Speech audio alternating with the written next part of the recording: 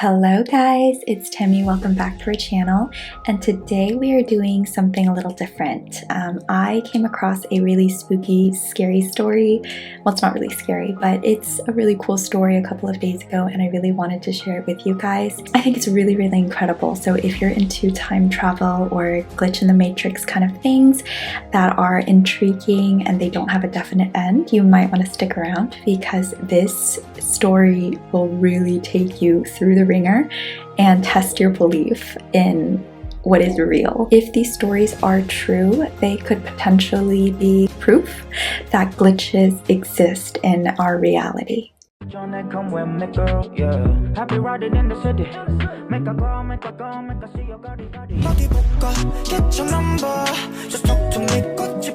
So before we begin, I just wanted to preface and tell you guys that this is not my story and it's not a story that somebody has sent me.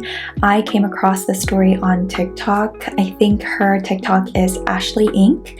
And if you really wanted to check out the original story and how she tells it, I definitely recommend going over there because this got me in a deep dive and I just wanted to share it with you guys and talk about it. It's so cool. I normally don't believe in these sort of stories, but this one, I don't know, something about it, it just feels different, and it's just cool. It's like fun to talk about these things. So let's go ahead and get started with the story. It is fairly long and it's in 3 different parts, so I am going to be looking off to the side just to reference the source material. The first part is a story of a woman named Maria, which is most likely an alias, but this is Maria's story. So it's 2007. Maria and a group of her siblings were traveling from northern Georgia to Florida, and the group consisted of 5 people, Maria in the driver's seat with her 2 brothers, her sister, and her sister-in-law. And although Maria has made the drive back and forth from northern Georgia to Florida quite frequently, this was the first time in a long while that this specific group had come together. And the reason for their traveling was because they were going to the funeral of a favorite uncle down in Florida. So a little sudden event, and it was very unplanned, but everyone decided to meet up and go in Maria's car because she had an SUV and it was the biggest. So they head down for the funeral, and that's taking place on a Sunday. Since it was like a 10+ hour drive back, they wanted to leave around 2 in the afternoon. But because, they had lunch at their aunt's house after the funeral, and again, it had been a while since they'd all met, they decided to stay a little bit, spend some extra time, and by the time they got packed up and ready to leave, it was around 5 p.m. When they headed out, Maria decided to drive, and they were going to take turns once they needed to stop.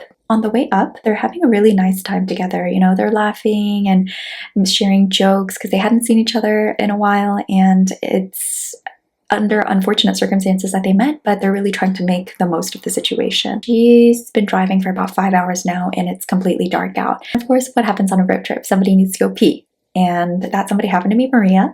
When she said she needed to go pee really badly, her siblings were like, yes, I need to go pee too. So they decide to get off at the next exit and go to the nearest gas station, fuel up, recharge, get some snacks, and hit the road, and her brother volunteers to drive next. So Maria decides to get off at the next exit, even though there are no specific road signs or panels indicating that there's a nearby gas station or a restaurant. But she really needs to go pee. She's like bouncing in her seat and very jittery, and she just assumes that she'll eventually come across a gas station. But this is where things start to get a little bit weird. She's been driving down this 2-lane highway for a long time, and there's no street signs, no lights, no cars, nothing really indicating that there's life in this area. It just seems like the middle of actual nowhere.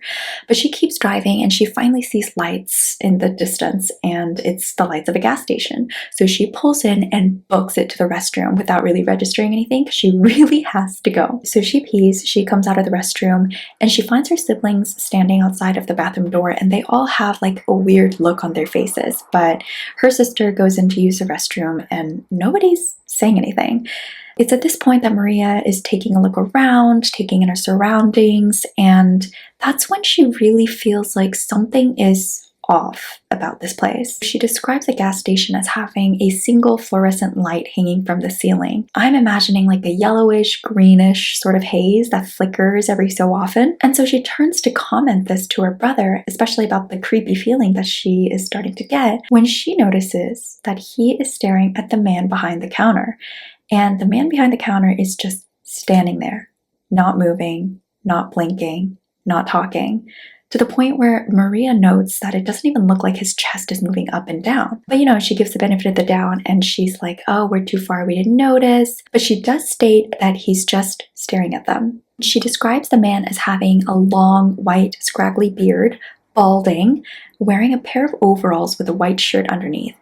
And she says that he was thin, had a wrinkly face, but the main feature of his face was that his eyes seemed almost sunken in, seemingly hollow and black. But this man is just continuing to stare at them without moving, which obviously creeps the group out. So Maria, wanting to distract herself, she kind of makes her way down the aisle, starts browsing, not really wanting anything at this point. Like, she's kind of over the snacks or drinks, but she's just, looking around because her sister's taking forever. So she's browsing.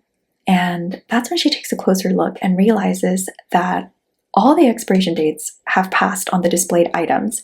And there's a layer of dust over everything in the store, and everything looks old, vintage. She also notes that all the drink coolers were off and the glass was really filthy looking and grimy. So she didn't want to touch anything in the store. And at this point, she's feeling that dread, the impending doom, like they did not belong there at all. But throughout all this time, the man is just continuing to stare at them, not moving. So as soon as Maria's sister is out of the restroom, Maria grabs her hand and they all bolt out of the gas station without buying anything. And as they're running out, they notice that everything is too silent. No noises, no crickets chirping, no wind sounds. And this is the middle of nowhere. There should be country noises, right? But it's so quiet to the point that they registered the silence as off-putting. Anyway, so they all make it. They climb in with Maria in the driver's seat, and she floors it out of there, back toward the highway, and she claims that she 100% knew which way she came in from.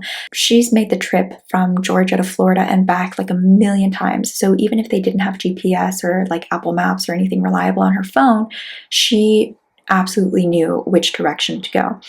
And even if she didn't, she decided to come back the way that she came in, so she was just going back toward the highway. But at this point, things get really weird because she keeps driving on and on and on for around 15 minutes, but there's no highway until after a while she sees lights up ahead to a gas station. But when they get closer, they realize that it's the same gas station that she just left, but she's approaching it from the same side as when she pulled in. Maria, confused, slows down to get a closer look. But then they see the man behind the counter, who's still behind the counter. He did not change positions, but he's just now staring out the window, just watching them.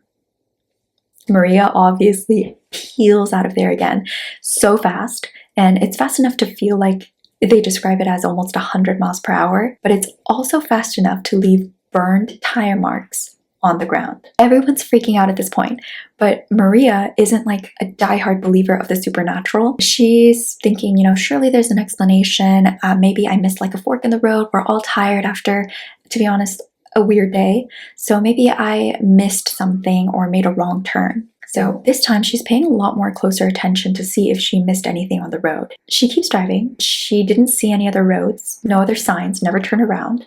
And after another 15 minutes, they come around to the same gas station. But this time, things looked different. The lights were off. Windows were boarded. There were no trespassing signs boarded everywhere. But she knew it was the same one that she had just left because she could see the burnt tire marks from when she peeled out of that same driveway. She described it as impossible because it looked like the gas station was abandoned for years. So she slows down and rolls down the window to try and get a closer look. And this time it's not silent. There are nature sounds and things seemed like everything was normal again. But her brother yells at her and he is like, "What are you doing? Go, go, go." So she books it again towards the highway, and this time within minutes, they're back on the highway. They continue the rest of the drive silent because they were all shocked and processing what they had just experienced. It's a group of 5, remember? And about a year later, Maria is making the same drive down to Florida to visit, I believe, her grandmother.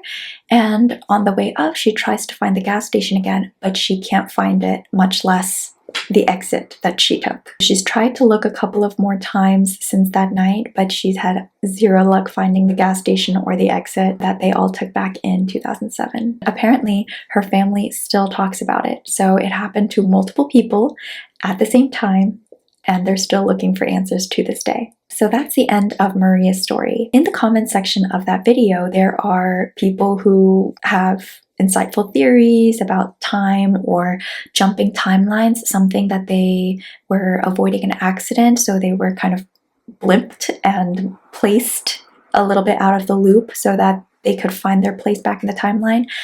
I'm not too much of a believer in that sense, but there is this one comment in particular. Someone by the name of Carrie wrote, quote, "Meanwhile, somewhere in the past, that guy is seeing ghosts in his store," end quote, which is so incredibly insightful because this is where the absolutely crazy part of the story begins. Maria's story is cool in and of itself, but somebody sent a response email to the creator, possibly sort of authenticate Maria's story and open up the possibility of time travel or glitches in the Matrix being possible in our lifetime. This is part 2, John Doe's story. And this is from a John Doe because apparently he is in an evidence-based thinking occupation. He would just rather not be caught up as the main character in this like unexplained, supernatural-esque type situation. He also stated that he's sure that some people will think that he made it up or he's looking to make a few bucks or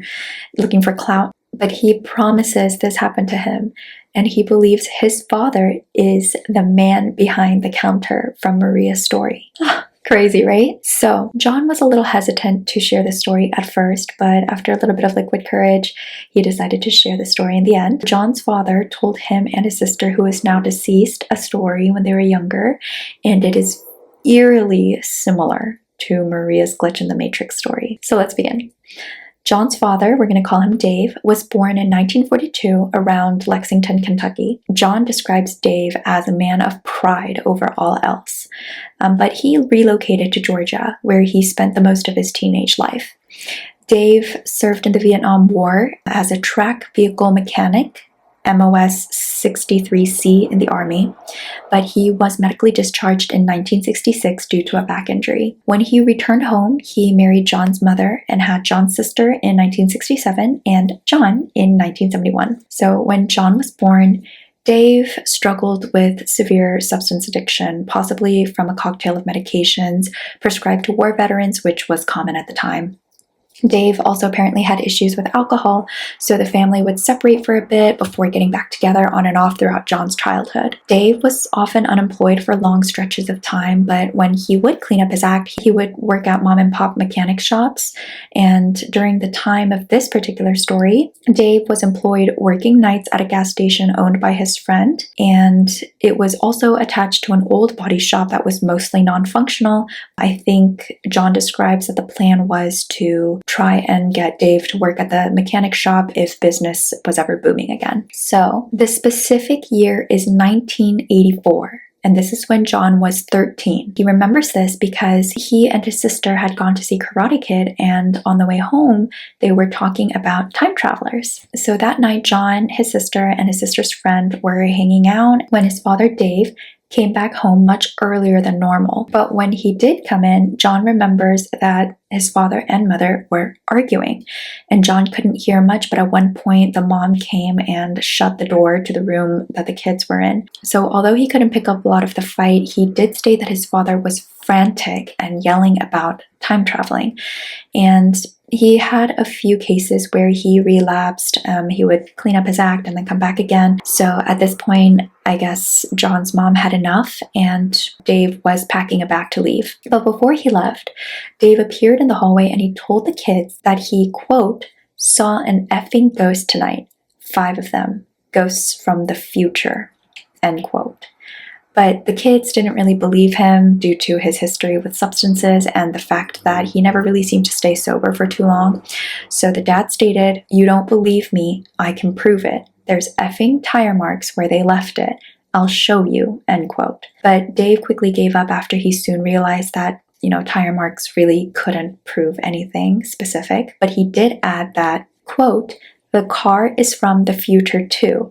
And after they left, they came back to watch me, driving by real slow," end quote. But the mom told him to leave soon after. Dave didn't fight and he walked out. And at this point, John states that his father's description nearly matches Maria's description of the man behind the counter. So Dave was only in his early 40s when this all took place, but his hair had gone completely white in his mid-30s, and he had the quote, "darkest, most hollow eyes you've ever seen," which I always attributed to his years of substance abuse, but that also aged him beyond his years, end quote. Dave apparently almost always wore the same pair of denim overalls and a white shirt underneath, and he remembers that Dave was wearing that ensemble that night because that was the last time that he saw him for the next 16 years. So John eventually grows up, marries, has a child, and at this point he believes he should rekindle his relationship with his father. Dave had tried to come back into their lives a couple of times before, but because John's mother had been, I guess, burned too much in the past, or she believed that Dave was unwell and was just overall wary of him coming back into their lives, John maintained the long gap. But eventually, after John's mother passed and with John's own journey into fatherhood, he realized that maybe it was time to let the past be the past. So he reached out, and when they were catching up that night, he asked about the last time he saw Dave as a child and asked why he relapsed, to which Dave replied he had not relapsed and that the story of the 5 time travelers was absolute truth. Dave stated that the experience made him realize that there was something bigger than himself out there, even though nobody believed his story. A year later, Dave passed away, absolutely sure that there was something else out there beyond just our lives, and John kept his memory alive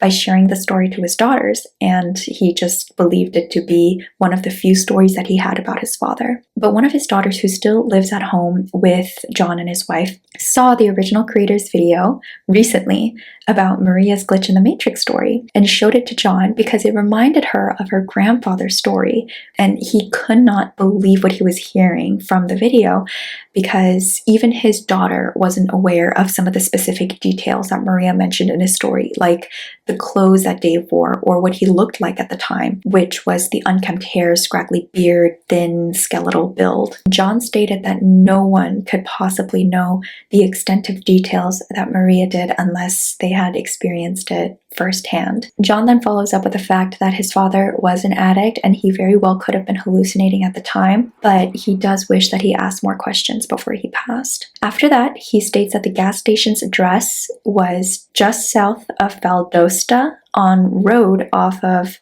SR 376, which is, I guess, somewhere in Georgia, maybe right outside of Georgia. I'm not sure. But this is where John's story ends, with the address, and apparently it aligns with Maria's own telling of the night of her glitch in the Matrix with her siblings.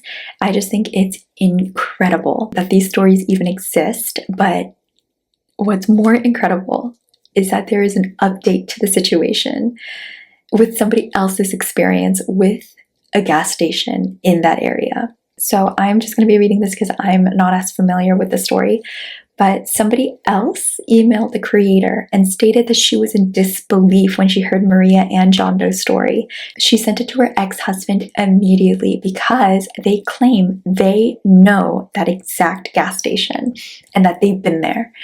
So she states that they were there at the same gas station in 2012.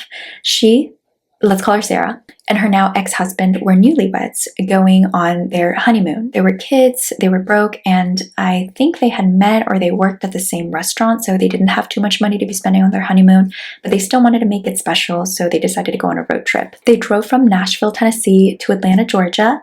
They went to Six Flags for the day, and they did have plans to go to St. Pete, Florida, but decided to stop in Warner Robins, Georgia. This is where her ex's aunt and uncle lived in like a farmhouse. They wanted to spend the night there instead of spending the night at a hotel to save more money. It's a pretty rural area. They woke up the next day to head to St. Pete, But for some reason, and Sarah's driving, their GPS didn't take them back to the interstate, and instead kind of sent them down this weird route, almost like through the backwoods of like the Florida-Georgia line, is what the original creator said. It felt like they were driving for 2 hours, but their GPS would state that they only drove like 30-minute distance closer to their destination. Sarah is getting very frustrated. It's, I'm sure, very maddening. And she states that this kept happening for around 6 to 7 hours. So she'd be driving, but the GPS is barely moving. And she said that she broke down. She cried more than once while driving. She couldn't find where to go. And Sarah apparently described it as feeling like a rural liminal space where time moved differently. There's nowhere to stop, no restaurants, no gas station, no lights, just cotton fields and peanut fields for miles. Until finally their gas light comes on. She really has to pee. They want to restock food. They're hungry. And they're kind of feeling a little downtrodden about their road trip because it's supposed to be cementing their honeymoon. Luckily, they see a gas station up ahead. I think she says that she remembers it to be like a Citgo or whichever gas station has like the red triangle logo. She says it looked like it hadn't been touched since the 60s. It had 2 single pumps outside, no awning, but she was so desperate to go pee, she decided to stop here even though she probably wouldn't have decided to come here on a normal day. But anyway, before she continues her story, she kind of iterates that she doesn't believe in the sky daddy situation, so she calls it, which most likely means God or other gods. And she describes herself as more of like a science-y atheist, but she does believe that energy imprints get left behind. But not diving too much into her beliefs, she pulls up and immediately she feels this overwhelming sense of dread. Alarm bells are going off in her head and she feels danger because there were no sounds and no signs of life. She just describes it as complete silence. And she specifically noted a tumbleweed floating by her when she got out of the car. But she states at this time that the building was not boarded up. They could have gone in, but they decided not to because she and her ex-husband both felt like time was moving weirdly, almost like they were in one of those like Western movies with that definite lull in the air. They looked at each other and they were like, no. So they both get back in the car. She was the one driving, so she decides to book it back to the highway or whichever way they come. She 100% felt like if they had gone in, they would not have come back out. But she did notice that while she was pulling out, the gas pumps said that they were 40 cents a gallon. This next part is not in the story. I just did a little bit of research, and according to Google, the 40 cents a gallon a pump would be anywhere from around 1958 to 1972, where it ranged from 30 cents to 36 cents. Which, if you were wondering, aligns relatively well with John Doe's story because Dave claimed to have seen the 5 ghosts from the future in 1984. So that's really interesting. The kicker is that this station is located near Valdosta, which is the same area that John Doe stated was the gas station that Dave worked. And similar to Maria's story, Sarah states that when she did get out of the area, she was back on 75 in mere minutes, which really doesn't make the circumnavigation of the 6 to 7 hours where, you know, she was circling around crying and the GPS was stating she was only moving like 30 minutes at a time make any sense. So Sarah put in the address mentioned in John's video, and she claims that that area is exactly where the weird story happened. So if this is the same place, then SR 376 seems to be a hot spot for like weird glitch activity or a possible portal. So yeah, that is it. I think right now people are trying to send like pictures of the area. There are some people who are real diehard investigators going out to the area. It seems to be like a really hot topic on the spooky story channel of Ashley Inc. that is available on TikTok. But if anyone has more stories from SR376 or just other like glitch in the matrix stories, I am so more than willing to read them, because I am so intrigued by these kind of stories. I really wonder what could possibly exist in the universe that we don't understand. So if you wanted to share some stories, please go ahead and do. I will read them and share if you would like. So again, none of these stories are my own product or sent to me. The original creator is Ashley Inc. on TikTok, and I just wanted to share this with you because I think it's so cool and I think it's worth discussing. Just to iterate about my background, I don't really believe in the supernatural, but it's weird because I've always had this really good intuition with death. I know that sounds really weird, but I really can't explain it. Other than that, like, I just don't really believe in the supernatural. But I do believe in like time distortions. I think it can happen.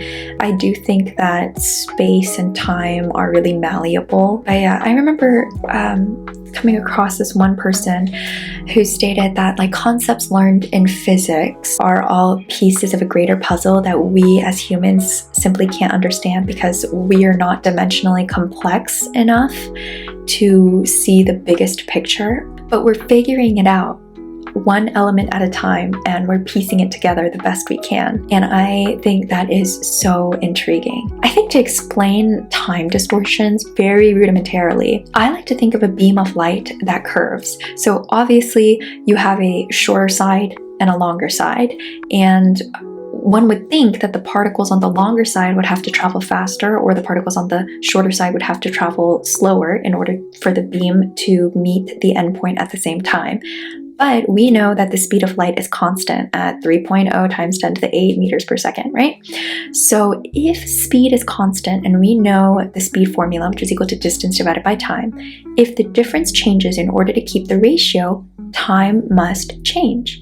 So that shows that throughout the curve of space, time must distort. If you dive just a little bit deeper into that idea, time seems to not move as you observe something getting closer and closer to a black hole. It's just like this story felt so different to me. It just felt so real and authentic that I just couldn't get it out of my head. Just like the existence of these stories just opens up the possibility of new areas of research regarding physics and time, spatial relativity. All these concepts just really again, it blows my mind. I find it so captivating and interesting. I really hope you enjoyed it as well. If you have any stories similar to this, please feel free to share. It's easy to think that, there are just some really incredibly talented writers out there who have very active imaginations, but it's also, we're on a floating rock in the middle of nowhere. Who knows what else is possible? I just think it's really cool that we even get to have the opportunity to have questions like this and share our stories. And, the fact that a lot of people experience weird moments in time, deja vus, glitches, kind of goes to show that there are so many questions that are left unanswered and unsolved. It's really cool that we get a chance to share these stories. If you would like to share any of your own stories, it doesn't have to be spooky or weird. It could just be a heartfelt story that you wanted to share that you haven't really told anybody else, or any other narrative that you just don't really have another place to share in your life. Feel free to send them over, and I promise I will treat your story with the respect and weight that it deserves, because I really think that everybody's story is worth listening to. Thank you so much for sticking with me through this episode. I don't know if I'm going to continue any in the future. This is just one case that really stuck with me. But if I receive any stories of yours, I will definitely read it and share with your permission. But until then, thank you so much for listening. Please let me know your theories and thoughts in the comments about this glitch in the matrix off Valdosta in this random dirt road in Georgia. I'll see you guys next time. Bye!